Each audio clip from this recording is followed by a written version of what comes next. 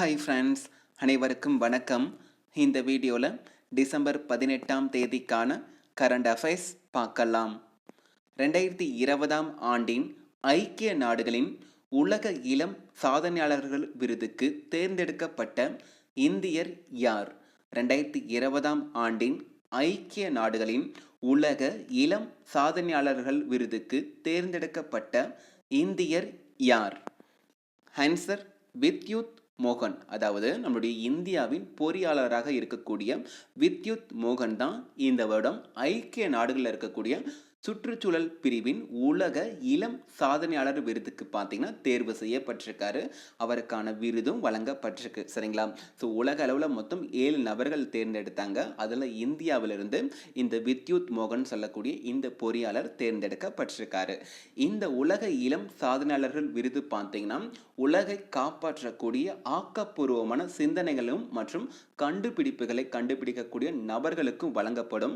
அந்த வகையில் இந்த வித்யுத் மோகனுக்கு வழங்கப்பட்டிருக்கு. அப்படி இவர் என்ன செய்தார்னு பார்த்தீங்கன்னா, இப்போ நம்ம இந்திய அளவில் பார்த்தீங்கன்னா அதிகப்படியான அறுவடைகள் பார்த்தீங்கன்னா நடைபெறும். அதில் அறுவடைக்கு பின் பல்வேறு விவசாய கழிவுகள் பார்த்தீங்கன்னா உருவாகும் இல்லையா? ஸோ அதெல்லாம் விவசாயிகள் என்ன பண்ணுறாங்கன்னா தீயிட்டு எரிக்கிறாங்க. இதன் காரணமாக காற்று மாசுபாடு ரொம்பவே அதிகமாக நடைபெறுகிறது.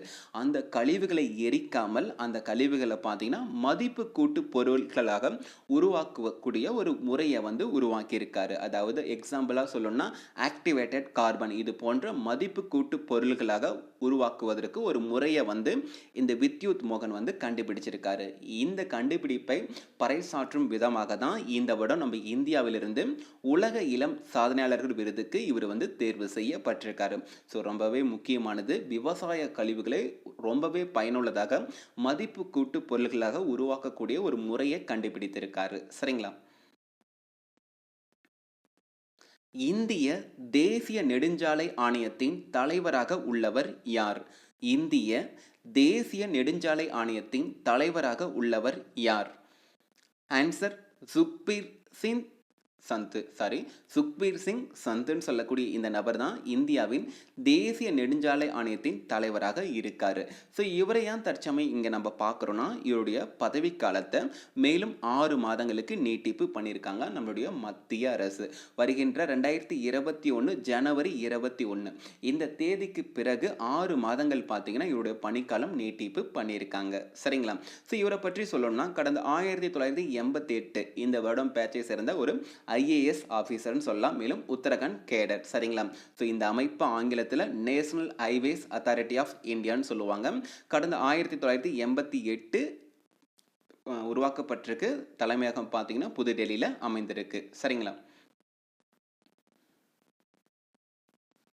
கரோனா நெருக்கடியில் இருந்து மீள்வதற்காக கீழ்கண்ட எந்த அமைப்பு இந்தியாவிற்கு ரூபாய் 7,350 கோடி கடனுதவி வழங்க உள்ளது? கரோனா நெருக்கடியில் இருந்து மீள்வதற்காக கீழ்கண்ட எந்த அமைப்பு இந்தியாவிற்கு ரூபாய் 7,350 கோடி கடனுதவி வழங்க உள்ளது?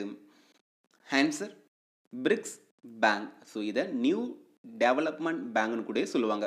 ஸோ பிரிக்ஸ் அமைப்பில் இருக்கக்கூடிய நாடுகள், இந்த 5 நாடுகளும் இணைந்து உருவாக்கிய ஒரு வங்கி தான் நியூ டெவலப்மெண்ட் பேங்க்னு சொல்லுவாங்க. அதாவது புதிய மேம்பாட்டு வங்கின்னு தமிழில் சொல்லலாம். இந்த வங்கி தான் நம்ம இந்தியாவிற்கு பார்த்தீங்கன்னா கரோனா நெருக்கடியிலிருந்து மீள்வதற்காக கிட்டத்தட்ட 7,350 கோடி.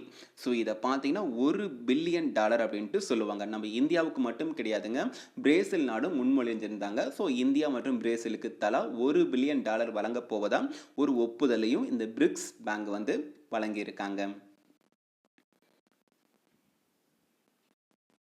மத்திய அரசின் காதி நிறுவனம் பசு சாணத்திலிருந்து தயாரித்துள்ள சுவர் வண்ணப்பூச்சி, இதை பெயிண்ட்னு அப்படின்னு ஆங்கிலத்தில் சொல்லுவாங்க, நான் தமிழ்லேயே கொடுத்துருக்கேன். அதோடைய பெயர் என்ன? மத்திய அரசின் காதி நிறுவனம் பசு சாணத்திலிருந்து தயாரித்துள்ள சுவர் வண்ணப்பூச்சியின் பெயர் என்ன? ஆன்சர் வேதிக் பெயிண்ட்.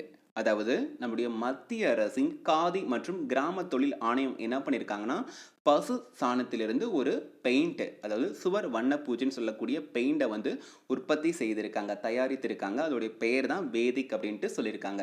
இதற்கான அறிவிப்பை மத்திய அமைச்சராக இருக்கக்கூடிய நிதின் கட்காரி அவர் தான் அறிவிப்பு கொடுத்திருக்காங்க. இந்த வேதிக் பெயிண்ட் விரைவில் அறிமுகப்படுத்தப்படும் விதமாக சொல்லியிருக்காரு. ஸோ இந்த பெயிண்டை பற்றி பார்க்கும் பொழுது விலை ரொம்பவே மலிவாக இருக்கும், பூஞ்சை மற்றும் பாக்டீரியாவுக்கு எதிராக செயல்படும் விதமாக சொல்லியிருக்காங்க. இதோடைய முக்கிய சிறப்பம்சம் என்னன்னா, இந்த சுற்றுச்சூழலுக்கு ரொம்பவே உகந்ததாக இருக்குன்னு சொல்லியிருக்காங்க. இதன் மூலம் கிராமப்புறத்தில் பொருளாதாரத்தை உயர்த்த ரொம்பவே ஏதுவாக இருக்கும். அதாவது விவசாயிகளோட வருமானத்தை வந்து கூடுதலாக கிடைக்க இது வந்து ஏற்பாடு செய்திருக்காங்க. ஸோ விரைவில் அறிமுகப்படுத்தப்படும் சொல்லியிருக்காங்க இந்த நிதின் கட்காரி. இவர் யாருன்னா மத்திய சிறு குறு நடுத்தர தொழில் நிறுவனங்கள் அமைச்சர் அப்படின்ட்டு சொல்லலாம். நாட்டின் தனியார் பங்களிப்புடன் உருவாக்கப்பட்ட புவி கண்காணிப்பு செயற்கைக்கோளின் பெயர் என்ன? நாட்டின் தனியார் பங்களிப்புடன் உருவாக்கப்பட்ட புவி கண்காணிப்பு செயற்கைக்கோளின் பெயர் என்ன? ஆன்சர் ஆனந்த். அதாவது நாட்டிலேயே முதன் முறையாக பார்த்தீங்கன்னா ஒரு தனியார் பங்களிப்புடன் ஒரு புவி கண்காணிப்பு செயற்கைக்கோள் உருவாக்கப்பட்டிருக்கு.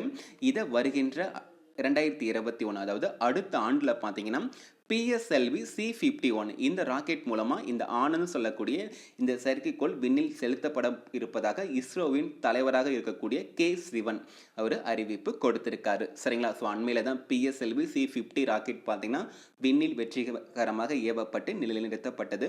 அந்த தருணத்தில் இதற்கான அறிவிப்பை கொடுத்திருக்காங்க. ஸோ இந்திய விண்வெளி ஆய்வு வரலாற்றிலேயே முதன் முறையாக ஒரு தனியார் துறையில் உருவாக்கப்பட்ட, சரிங்களா, இதை பிக்சல் எனப்படும் புத்தாக்க திட்டத்தின் கீழ் அந்த தனியார் நிறுவனம் இந்த ஆனந்த் சொல்லக்கூடிய இந்த செயற்கைக்கோளை உருவாக்கி இருக்காங்க. இதை மட்டும் கிடையாதுங்க, ஸ்பேஸ் கிட்ஸ் உருவாக்கின சாண்டிசாட் மற்றும் பல்கலைக்கழக கூட்டமைப்பு உருவாக்கின யூனிசாட். ஸோ இந்த சாட்டுன்னு முடியக்கூடிய இந்த செயற்கைக்கோள்கள் பார்த்தீங்கன்னா தகவல் தொடர்பு இருவேறு பட்ட தகவல் தொடர்பு செயற்கைக்கோள். இந்த ஆனந்த் பார்த்தீங்கன்னா புவி கண்காணிப்பு செயற்கைக்கோள். ஸோ இது மட்டும் கிடையாதுங்க, வணிக ரீதியாக பிரேசிலிருந்து ஒரு ராக்கெட்டும் ஒரு செயற்கைக்கோளும் இதனுடன் அனுப்பப்படும் அப்படின்ட்டு சொல்லியிருக்காங்க. ஸோ வருகின்ற 2021 BSLV C51 ராக்கெட் விண்ணில் ஏவப்படும். அதில் இந்த வகையான செயற்கைக்கோள்கள் பார்த்தீங்கன்னா இடம்பெறும். சரிங்களா? ஸோ அட்வான்ஸாக தெரிஞ்சுக்கோங்க, பின்னர் நாம் இதற்கான முழு விவரங்களை பார்க்கலாம்.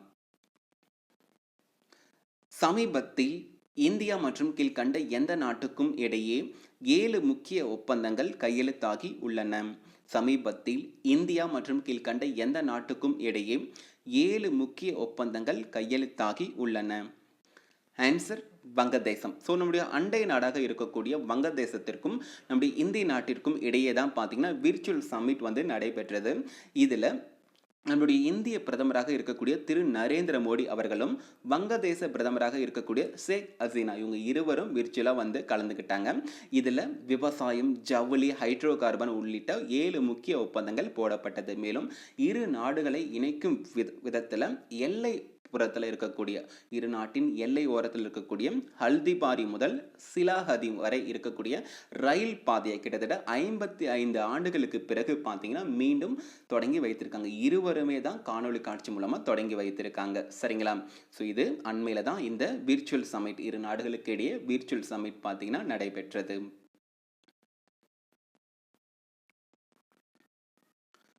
தொழில்துறை வளர்ச்சிக்காக புரேஸ்ரம் போர்ட்டல் எந்த மாநிலத்தில் தொடங்கப்பட்டுள்ளது? தொழில்துறை வளர்ச்சிக்காக புரேஸ்ரம் போர்ட்டல் எந்த மாநிலத்தில் தொடங்கப்பட்டுள்ளது? ஆன்சர் ஒடிசா.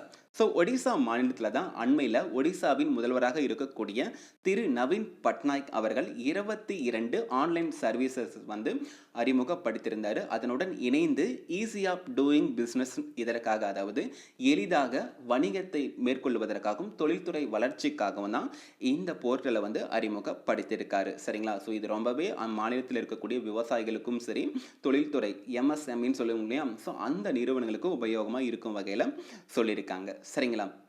ஸோ இதை விர்ச்சுவலாக தான் அவரும் ஓப்பன் பண்ணி வைத்தார். ஸோ ஒடிசாவை பொறுத்த வரைக்கும் கவர்னர் கணேசி லால். நேரு விலங்கியல் பூங்கா கீழ்கண்ட எந்த மாநிலத்தில் அமைந்துள்ளது? நேரு விலங்கியல் பூங்கா கீழ்கண்ட எந்த மாநிலத்தில் அமைந்துள்ளது? ஆன்சர் தெலுங்கானா. அதாவது தெலுங்கானா மாநிலத்தில் இருக்கக்கூடிய ஹைதராபாத் நகரில் தான் இந்த நேரு விலங்கியல் பூங்கா அமைந்திருக்கு. ஸோ இதை ஏன் இந்த இடத்துல நம்ம பார்க்குறோன்னா, நாட்டிலேயே முதன் முறையாக இந்த மிருக காட்சி சாலைக்கு பார்த்தீங்கன்னா யூகேல இருக்கக்கூடிய ஏஎஸ்சிபி சொல்லக்கூடிய இந்த அமைப்பு பார்த்தீங்கன்னா ISO 9001 2015 சொல்லக்கூடிய குவாலிட்டி மேனேஜ்மெண்ட் ஸ்டாண்டர்ட் சர்டிஃபிகேஷன், அதாவது தர மேலாண்மை தர நிர்ணய சான்றிதழை கொடுத்திருக்காங்க. இதன் மூலம் இந்த சான்றிதழை பெற்ற நாட்டின் முதல் மிருக காட்சி சாலை எதுன்னா இந்த நேரு விலங்கியல் பூங்கா தான். ஸோ இதற்காக தான் இந்த இடத்துல கொடுத்துருக்காங்க. ஸோ இதில் அண்மையில் தான் இந்த சான்றிதழ் ISOன்னு சொல்லக்கூடிய இந்த சான்றிதழ் கொடுத்துருக்காங்க. இதற்கான அறிவிப்பை தெலுங்கானாவோட மாநில வனத்துறை அமைச்சராக இருக்கக்கூடிய இந்திரகரன் ரெட்டி அவர் தான் அறிவிப்பு கொடுத்திருக்காங்க. ஸோ நாட்டிலேயே முதன்முறையாக ஒரு மிருக காட்சி சாலைக்கு இந்த அந்தஸ்தை வந்து வழங்கியிருக்காங்க, அதாவது சான்றிதழை வந்து வழங்கியிருக்காங்க. சர்வதேச புலம்பெயர்ந்தோர் தினம் எந்த நாளில் அனுசரிக்கப்படுகிறது? சர்வதேச புலம்பெயர்ந்தோர் தினம் எந்த நாளில் அனுசரிக்கப்படுகிறது? Answer December 18. ஸோ ஒவ்வொரு வருடமும் வருகின்ற டிசம்பர் மாதத்தில் 18வது தேதி தான் இன்டர்நேஷனல் மைக்ரேட்ஸ் டே, அதாவது சர்வதேச புலம்பெயர்ந்தோர் தினம் அனுசரிக்கப்படுகிறது. சரிங்களா? ஸோ இது ஐக்கிய நாடுகளில் இருக்கக்கூடிய பொது சபையால் கடந்த 2000 வருடம் பார்த்தீங்கன்னா கொண்டு வரப்பட்டது. அன்று முதல் அனுசரிக்கப்படுகிறது. ஸோ புலம்பெயர்ந்த தொழிலாளர்கள் மற்றும் அவர்களை சார்ந்து இருக்கக்கூடிய குடும்பங்களின் உறுப்பினர்களிடையே உரிமைகளை பாதுகாப்பதற்காக தான் இந்த சர்வதேச புலம்பெயர்ந்தோர் தினம் அனுசரிக்கப்படுகிறது. ஸோ இந்த வருடத்திற்கான கருப்பொருள் ரீஇமேஜினிங் ஹியூமன் மொபிலிட்டி. ரீஇமேஜினிங் ஹியூமன் மொபிலிட்டி, அதாவது மனித இயக்கத்தை மறுவடிவமைத்தல். மனித இயக்கத்தை மறுவடிவமைத்தல் அப்படின்ட்டு தமிழில் சொல்லலாம். உலகக்கோப்பை மல்யுத்த போட்டியின் 57 கிலோ எடை பிரிவில் வெள்ளி பதக்கம் வென்ற இந்திய வீராங்கனை யார்? உலகக்கோப்பை மல்யுத்த போட்டியின் 57 கிலோ எடை பிரிவில் வெள்ளி பதக்கம் வென்ற இந்திய வீராங்கனை யார்? ஆன்சர் அன்சு மாலிக். ஸோ அன்சு மாலிக்னு சொல்லக்கூடிய இந்த மல்யுத்த வீராங்கனை தான் சமீபத்தில், அதாவது உலகக்கோப்பை மல்யுத்த போட்டி பார்த்தீங்கன்னா செர்பியா நாட்டின் தலைநகரமாக இருக்கக்கூடிய பெல்கிரேட்டில் நடந்து வருகிறது. சரிங்களா? ஸோ அங்கே தான் 57 கிலோ எடை பிரிவில் மல்யுத்த போட்டியில் பார்த்தீங்கன்னா இந்திய வீராங்கனையாக இருக்கக்கூடிய இந்த அன்சு மாலிக்னு சொல்லக்கூடிய இந்த பெண்மணி பார்த்தீங்கன்னா இறுதிப் போட்டியில் 1-5 விதமாக தோல்வியை தழுவியிருக்காரு. ஸோ யாருக்கு எதிர்த்து இந்த தோல்வியை தழுவியிருக்காருன்னு பார்த்தீங்கன்னா மால்டோவை சேர்ந்த அனாஸ்டாசியா நிசிட்டா. ஸோ இந்த பெண்மணியை எதிர்த்து பார்த்தீங்கன்னா தோல்வியை தழுவியிருக்காரு. சொல்லப்போனால் தங்கப்பதக்கத்தை வெல்லும் வாய்ப்பை இழந்து இந்த வெள்ளி பதக்கத்தை வென்றிருக்காங்க. சரிங்களா? ஸோ அவங்க எந்த நாட்டை சேர்ந்தவங்க? மால்டோவா நாட்டை சேர்ந்த இந்த நிசிட்டாங்கிற பெண்மணியை எதிர்த்து தோல்வியை தழுவியிருக்காங்க இந்த மாலிக் பெண்மணி. ஸோ எந்த பிரிவில் நல்லா பார்த்துக்கோங்க? 57 கிலோ எடை பிரிவில். சரிங்களா? ஸோ இந்த செய்தியை பார்க்கும் பொழுது இன்னொரு விளையாட்டு செய்தியில் நம்ம கூடுதலாக தெரிஞ்சுப்போம். ஸோ இப்போ ஜெர்மனியில் இருக்கக்கூடிய கொலோன் நகரில் பார்த்தீங்கன்னா உலகக்கோப்பை குத்துச்சண்டை போட்டி வந்து நடந்துட்டு இருக்கு. ஸோ இதில் 52 கிலோ எடை பிரிவில் பார்த்தீங்கன்னா நம்முடைய இந்தியாவை சேர்ந்த அமித் பங்கால் அவர் பார்த்தீங்கன்னா இறுதிப் போட்டிக்கு பார்த்தீங்கன்னா தகுதி பெற்றிருக்காரு. இதன் மூலம் அவர் தங்கத்தை வெல்லலாம் அல்லது வெள்ளியை வெல்லலாம் அப்படின்னு சொல்லியிருக்காங்க. ஸோ சொல்ல போனால் அவர் வந்து ஒரு பதக்கத்துக்கு வந்து உறுதி செய்திருக்காரு அப்படின்னு சொல்லியிருக்காங்க. ஸோ இவர் மட்டும் கிடையாதுங்க, மகளிர் பிரிவிலிருந்து நிறைய பேர் வந்து அரையிறுதி போட்டிக்கு முன்னேறி இருக்காங்க. இதன் மூலம் ஜெர்மனியில் நடக்கக்கூடிய இந்த உலகக்கோப்பை குத்துச்சண்டை போட்டியில் நம்ம இந்தியாவுக்கு 4 தங்க பதக்கங்கள் வந்து இதுவரைக்கும் உறுதி செய்யப்பட்டிருக்கு விதமாக அறிவிப்பு கொடுத்திருக்காங்க. ஸோ இதிலிருந்து உலகக்கோப்பை குத்துச்சண்டை போட்டி எந்த நாட்டில் நடைபெறுகிறது அப்படின்ட்டு தெரிஞ்சுக்கோங்க. இதில் அமித் பங்கால் அவர் பார்த்தீங்கன்னா எந்த பிரிவில் வந்து பதக்கம் வெல்றதுக்கு வெயிட் பண்ணிட்டு இருக்காரு அதையும் தெரிஞ்சுக்கோங்க. கீழ்கண்ட எந்த பயிற்சிக்கு விளையாட்டு போட்டி அந்தஸ்து மத்திய அரசு வழங்கியுள்ளது? கீழ்கண்ட எந்த பயிற்சிக்கு விளையாட்டு போட்டி அந்தஸ்து மத்திய அரசு வழங்கியுள்ளது? ஆன்சர் யோகாசன பயிற்சி, அதாவது யோகான்னு சொல்லுவோம் இல்லைங்களா? ஸோ அந்த பயிற்சிக்கு தான் நம்முடைய மத்திய அரசு விளையாட்டு போட்டி அந்தஸ்தை வந்து வழங்கியிருக்காங்க. ஸோ இது மற்ற விளையாட்டு போட்டிகளை போலவே பார்த்தீங்கன்னா இதற்கும் பல்வேறு விளையாட்டுகள், அதாவது போட்டிகள் வந்து நடத்தப்பட்டு அதற்கான பதக்கங்களும் வழங்கப்படும். சரிங்களா? ஸோ இதற்கான அறிவிப்பை மத்திய விளையாட்டுத்துறை அமைச்சராக இருக்கக்கூடிய கிரேன் ரிஜிஜு ஸோ இவர் தான் அறிவிப்பு கொடுத்திருக்காங்க. ஸோ இதற்கான பல்வேறு முயற்சிகளும் நம்ம இந்திய நாடு எடுத்த வண்ணம் தான் இருக்குது. ஸோ உலக நாடு கூட கம்பேர் பண்ணும்போது நம்ம யோகாவில் நம்ம இந்திய நாடு எப்பவுமே முன்னேறிட்டு தான் இருக்குது. சரிங்களா? ஸோ அண்மையில் பார்த்தீங்கன்னா இந்திய தேசிய யோகாசன கூட்டமைப்புன்னு சொல்லக்கூடிய ஒரு கூட்டமைப்பு நிறுவப்பட்டு அதற்கான அங்கீகாரத்தையும் கொடுத்திருந்தாங்க. அதுதான் இதற்கான போட்டிகளையும் நடத்தும். சரிங்களா? ஸோ பாரம்பரிய யோகா, யோகக்கலை. ஸோ இந்த யோகக்கலை பார்த்தீங்கன்னா தனிநபர் அல்லது ஜோடியாகவும் பங்கேற்கலாம் மற்றும் ரிதமிக் யோகா, தனிநபர் சாம்பியன், குழு சாம்பியன் இது போன்ற 51 பிரிவில் பார்த்தீங்கன்னா இந்த யோகாசன பயிற்சியில் பதக்கங்கள் வழங்கப்படும். ஸோ அடுத்த ஆண்டு முதல் இந்த பயிற்சியில் இந்த யோகாசனத்தில் பார்த்தீங்கன்னா போட்டிகள் நடத்தப்படும். அது மாவட்ட வாரியாகவும் சரி, மாநில வாரியாகவும் சரி, தேசிய வாரியத்திலும் சரி, சர்வதேச அளவிலையும் நடத்தப்படும்னு சொல்லியிருக்காங்க. இது எதற்காகன்னு பார்த்தீங்கன்னா இந்த யோகாவை பற்றி உலக மக்களிடையே ஒரு விழிப்புணர்வை ஏற்படுத்துவதற்கு. எதற்காகனா இதில் அவ்வளோ நல்ல விஷயங்கள் இருக்குது இல்லைங்களா? ஸோ இதன் காரணமாக தான் நம்ம இந்திய நாடு ஒரு முன்மாதிரியாக இருக்குது மற்ற உலக நாடு கூட ஒப்பிட்டும் பார்க்கும் பொழுது. சரிங்களா? ஸோ இதனுடன் இன்றைய கரண்ட் அஃபேர்ஸ் முடிஞ்சு நண்பா. இந்த வீடியோ உங்களுக்கு ரொம்பவே பயனுள்ளதாக இருந்தால் உங்கள் நண்பர்களுக்கும் ஷேர் பண்ணுங்கள்.